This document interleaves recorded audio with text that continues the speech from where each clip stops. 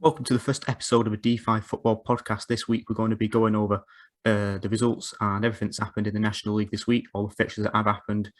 Some games didn't happen, obviously, we'll come on to that. Hopefully, this is going to be sort of a weekly thing where we go over what's happened. We won't be covering, obviously, Tuesday games, really, because it's going to be more like hopefully every Sunday, at latest Monday. But we should get most of the games, and if there's something big happened in midweek, then we can always sort of go over that. As always, I'm joined by Lewis Walsh, Halifax fan. Hi, thank you for having me on. Yeah, so we're going to be going over the games, talking about stuff that's happened, the good bits, the bad bits, what we expected, what we didn't expect, and some sort of stats we've managed to pull over. Just a quick thing before we go in as well.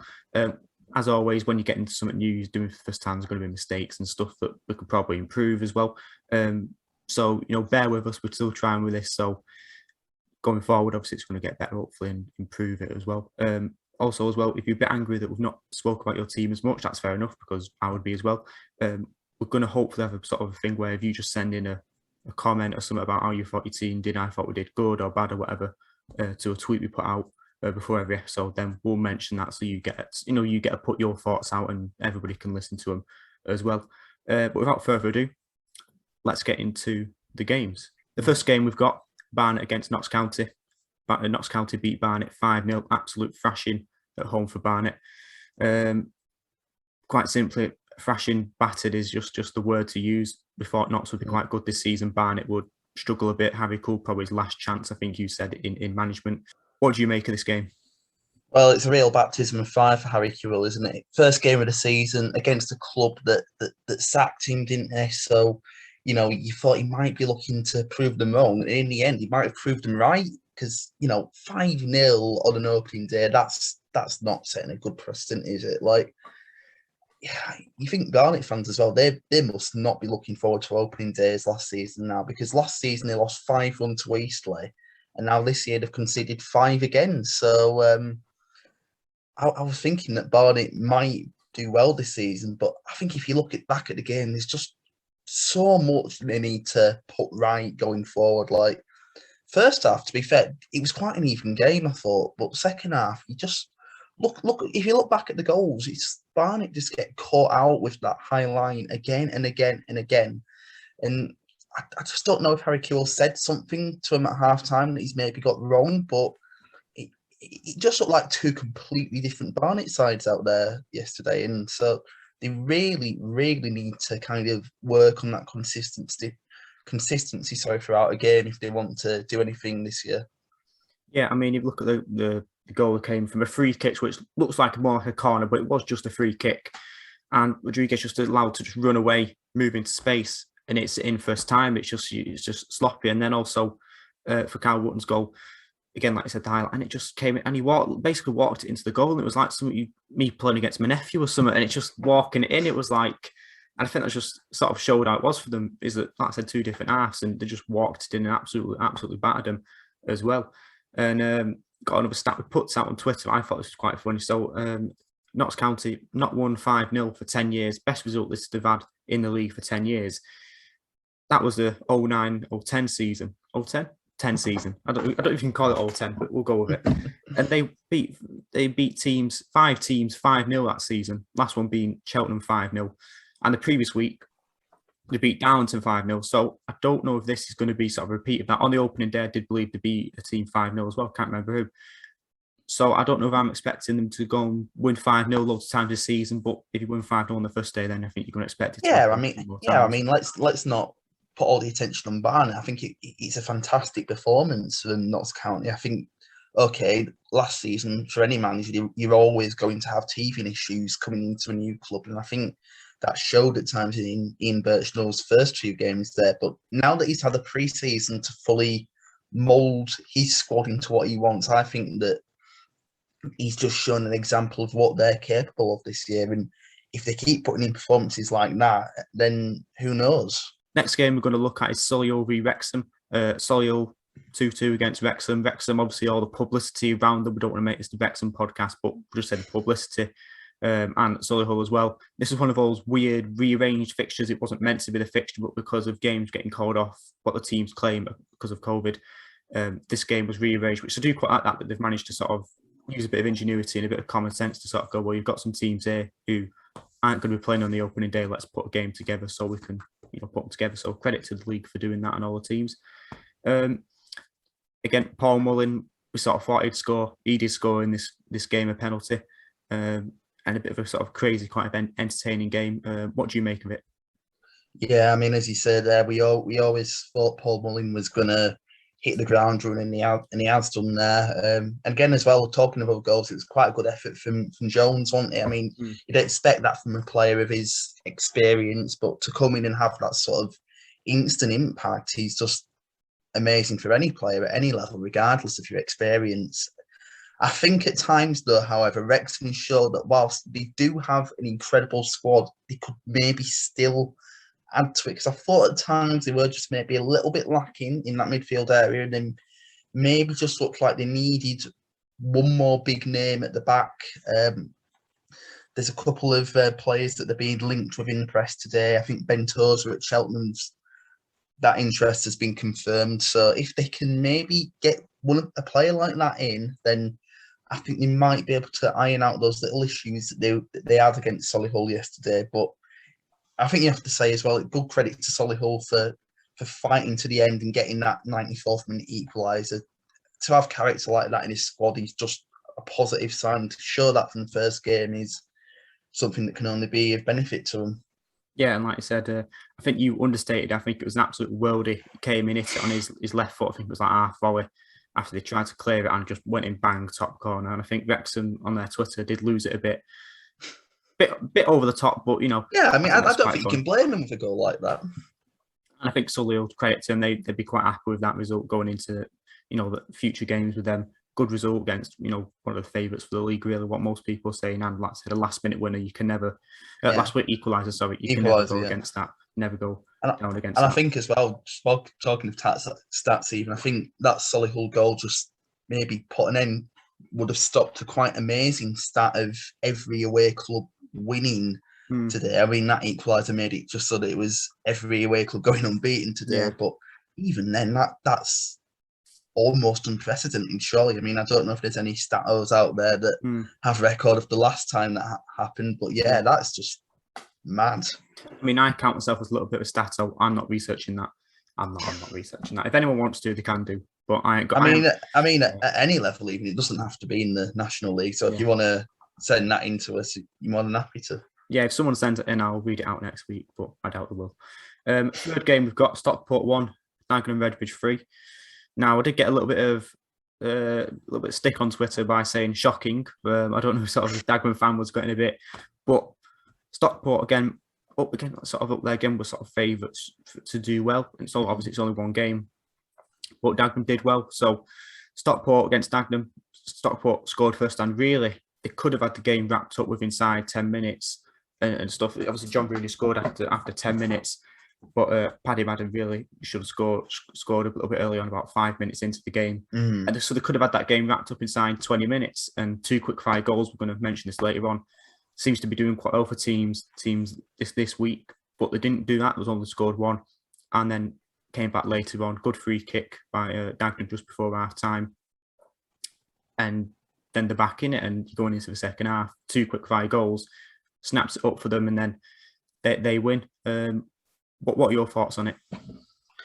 Well, I think it was just, we always knew that Dagenham were going to be a tough game for Stockport on the opening day. And I think just to even be able to beat a side that have been obviously on big money, be quite good going for them. That'll be a real confidence booster for Dagenham, in my opinion. It's just one of them where you think, are Stockport going to be like the other sort of money sides in this league? You think back to a couple of years ago when Salford first got promoted into this league. It took them a few games to get going, and I just think that it might just take Stockport a little bit of time to get going as well. I mean, granted, I think they will just maybe need that one result to kind of turn it around for them if they do go on that run. And then obviously as well, though, credit to Dagenham again, that sort of sucker punch of the 2 goals in succession is always going to be a killer for a game. So I can't blame Stockport for letting the heads drop there, but I think with the money that's been spent on the players there, I think they maybe should have been able to have that ability to get maybe another goal to keep it competitive. Yeah, I completely agree there as well. And we've got a comment from Stockport fan called Chris. Stockport didn't really turn up today, but fair play to Dagenham Redbridge. Looked sharp, and when we went a goal up, didn't panic. I know it's only one game, but they could upset quite a few teams this season. And as well, that's be interesting to see, what happens obviously in the next few games. Does this type And of thing yeah, continue from? and I think as well that looking at the previous meetings, I think that's the first time Dagenham have ever beaten Stockport as well. So it's always good to beat a little bit of a bogey team. Yeah. Fourth game we've got coming up, Aldershot 0, Chesterfield 2. So again, quite a lot of Chesterfield fans turning up, although according to my tweet, not as many as more than I said, because there's something with a turnstile, something about 20 minutes to go, Aldershot's turnstile broke or something. So officially it was 600 or something, but it's sort of unofficially, like I said, what people were saying, it was more like 800, 900 apparently, but we'll never know now. Goals for Chesterfield, Danny Rowe and Kabongo Shamanga, as we'd expect. We think we said this in our pre-season, in our sort of review, pre-season predictions. Rowe and Shamanga would be the key for scoring, and they have been here. Aldershot 0, Chesterfield 2. What are your thoughts on it?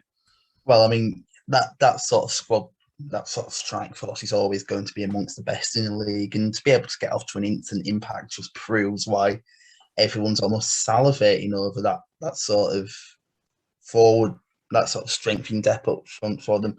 I think as well, actually, another one of their signings had an instant impact. If you look at Jeff King, obviously come from Halifax, he won the penalty for them. So he's quite clearly shown that he's able to carry on. That it wasn't just like a purple patch at Halifax. He clearly is a good player.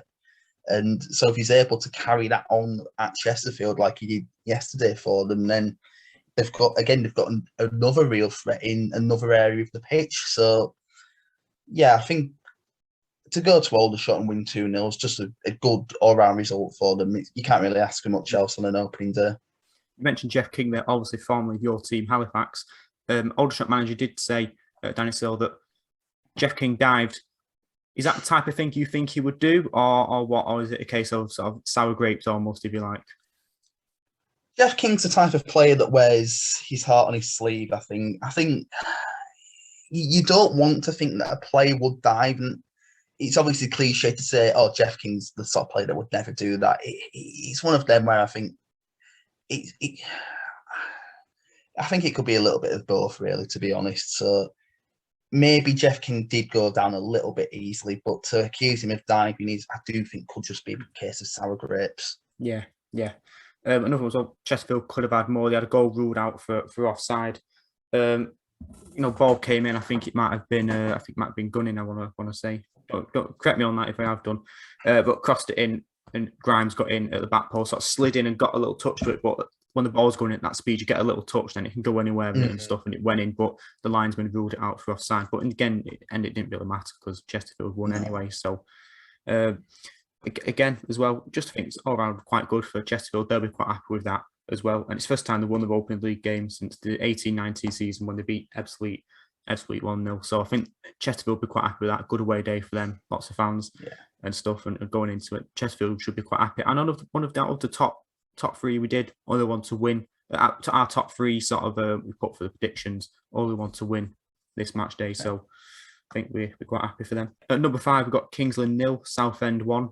Now, Southend, obviously, the newly relegated side into the National League, and they do generally struggle with the newly relegated teams. Other one, Grimsby, not in action today. Their game was postponed. Looked like a pretty good away day for the Southend fans. Around about, unofficially, 1,300 fans there. Could be a bit more, could be a bit less. So it looked like a good game for them. I think fairly, bar the London teams, probably one of the more closer games for them for Southend to travel to. What do you make of it?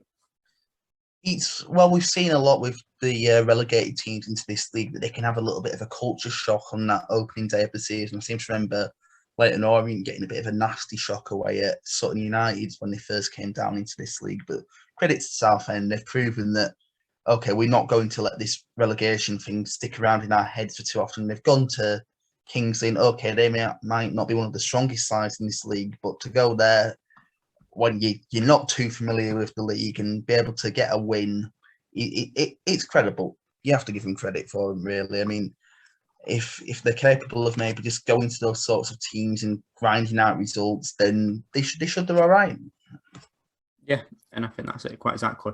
Other stuff about the game was Sam Dobbit scoring the goal early on, 8 minutes in, which can always good for you. I think also as well, it's a bit more like I think for a few Southend fans were saying this. They felt like sort of perhaps that sort of the early goal perhaps gave them a bit too much confidence in the fact that they probably should have gone on and scored a few more.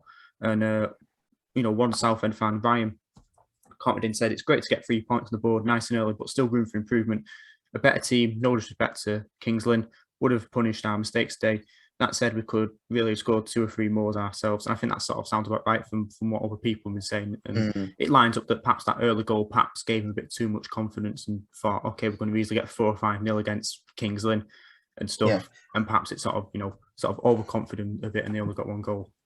Yeah. Mentally, an early goal's always just going to give you a bunch of confidence if you're the ones that scored it, or if you're the ones that conceded, you're going to think, "Oh, here we go, we're going to get smashed here." But I think it was just one of them cases where Southend maybe could have had a couple more. I think it's just one of them where it's something that they might need to work on going forward. But if they can keep the goals out at the other end, then they should do okay. Yeah, and another stat I put this out on Twitter as well, but we'll read it out on here for people who aren't seeing it. First time Southend have won their Open League game since 2014-15 when they beat Accrington 1-0. And what happened at the end of that season, Southend got promoted via the playoffs. So I'm not saying it is going to happen, but if history lines up again, then Southend for the playoffs. Clinging on to them sort of omens, I suppose, helps bring that feel-good factor back to the club. So if there's a bit more of that for Southend, then maybe they can kind of reverse that sort of downward spiral they've been on. Yeah. Game 6, we've got Halifax 1, Maidenhead 2. Now, I'm not going to sit here and say I know more than you, so I'm just going to leave this to you. Halifax 1, Maidenhead 2. What are your thoughts? It's one of those where I think Halifax played quite well for 90% of the game. There was a lot of really good individual performances that I'll touch on in a minute, but Halifax played well. Maidenhead, bar 1 or 2 chances, I think didn't look particularly threatening, but I think unfortunately for Halifax, it just had 2 moments of madness that Maidenhead were able to capitalise on. And unfortunately, that's why Town have ended up not getting any points whatsoever. I think as well, a few refereeing decisions might have affected the game. I mean, everyone in this league knows what Paul Marston's like. If you search his name on Twitter, it is just people moaning about the fact that they've got Paul Marston for the game or that he's done something. And unfortunately, he's just kind of lived up to his reputation. Again, there was one moment in the second half where Billy Waters was clean through on goal. The Maidenhead keeper runs out, hacks him down, and Marston waves play on. So I think it's one where I might want to watch that again just to see if he got the decision right or not, because at the time it certainly didn't look like it was right. I don't want to make this sound like sour grapes for me, but I just think that on another day that decision goes our way and we capitalise off it, and then that'd be it. But oh well. Is it too early for panic stations for Halifax, do you think, or? Of course, there was a lot of positive signs from the game. We played good passing football at the times, when in the past we've maybe been a little bit guilty of just hoofing it for 90 minutes. And as I was saying earlier, there was a lot of good individual performances. I mean, one in particular I want to focus on is Jay Ben, who 19 years old, playing his first ever game for Halifax Town. He got man of the match. Slotting in at right back, somewhere that Jeff King kind of made his name last season. It was always going to be a tough ask, but Ben just looked someone like 10 years his senior. He can defend, he's got pinpoint accuracy with his crosses, and he's even got a long throw too. So I think the result maybe wasn't what Halifax fans wanted, but I think performances like that just suggest that the results could come before long. Yeah, moving into the 7th game, we've got Torquay 1, Altrincham 3. Torquay, like I said, were up there last season. Altrincham sort of had a brief sort of run where they thought, they might do something, but didn't really. But going into it, like I said, Torquay, I think, would have been fairly confident. That did lose a larger part of their squad, but still had some of those from last season. But looking into it, Altrincham scored 2 early goals, and Altrincham pulled one back, and then Altrincham got the third. I mean, Torquay pulled one back, not Sorry, Altrincham. Torquay pulled one back. Sorry. Well, And, I suppose Altrincham did because it was an own goal. There we go. That's what I meant. That. But yeah, Torquay 1, Altrincham 3. What do you make of it? I think if you look at it, I think it's blatant that Torquay is suffering from a little bit of a hangover after losing the playoff final in the way they did last season. Obviously, losing so many big names for him won't have helped, but it's just apparent to me that they maybe won't be as strong as they were last season if they're going to be performing like that against Altrincham, who, don't get me wrong, I feel that they've put together a good side this season. And obviously, on the flip side, you can say for them to go to a team like Torquay and pull off a 3-1 win where their only goal was through an own goal, it's positive signs for them. Obviously, last season they had that sort of little bit of a run where the playoffs looked a possibility, but they just maybe collapsed towards the end of the season. But based on today, if they can sustain that, then maybe they could be outside for the playoffs. As well, and I think what struck me about Altrincham, looking at the goals, thanks to Altrincham, an Altrincham sort of fan channel who managed to record some of the goals. Thanks, don't have to pay for it now or wait up for any deadline or anything like that. Cheers. We'll put a link in the description to those guys when we go watch the goals. If you're watching on YouTube, I don't know if you can put links on Spotify or anything like that. But for Altrincham, what struck me about looking at goals is the worst, quite confident. The first two, I said, when the ball, fairly similar, the cross came in, and they were able to hold the ball, and they could have held the ball there for 10, 20 seconds if they wanted to before shooting in. But the ball came in and both times held it and shot it in and scored. I'm a big fan of Marcus Dinanga. I've known of him for a couple of years now, ever since I saw him at Matlock, and he's shown what he's capable of there. He's just shown his maturity in the box, and if you can do that in 44 games a season, then he might be able to bag a few for them. As well. Torquay, like I said, it's a little bit for them.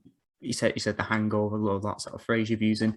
For Torquay, again, we'll be a little bit fairly annoyed by that, but looking into it again, I think sort of it's one. They've still got some of those players, so hopefully they can recover from the problems they've had.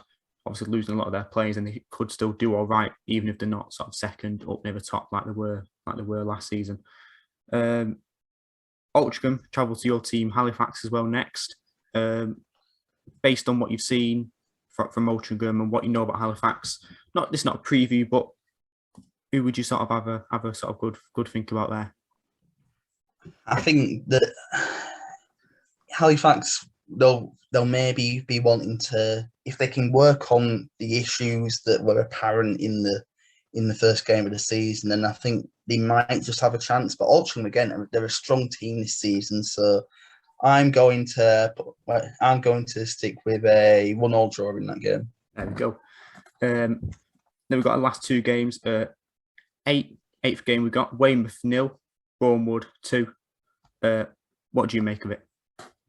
Well, we were always worried, weren't we, that Bournemouth might struggle after losing Shamanga so late on into their pre-season. But credit to them, they've shown that they perhaps don't need him, but to be able to get 2 goals without him is certainly nothing to turn your head up at. And again, you look at Tyrone Marsh being able to get the goal for him there. Maybe he's not his sort of 20, 30 goal a season striker, but I think he could maybe be developed into that if they give him the chance. So if he keeps doing like he did yesterday for him, then maybe losing Shamanga won't be that big of an absence as we might have thought it would have been.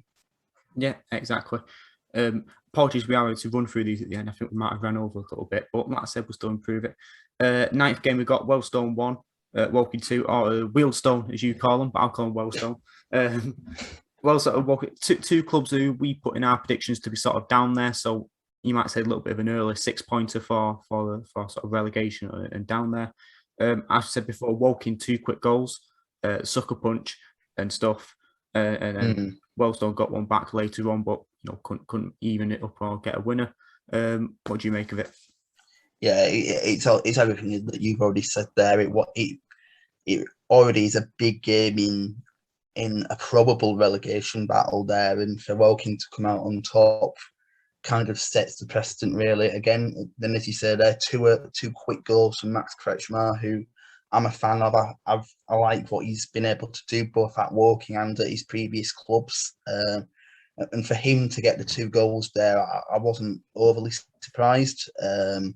So I think if Woking can get results like that against Wealdstone and the other teams that might be around him in that sort of probable relegation battle, then I think they might be able to just come out on top, and they might just be able to avoid that sort of bottom 3.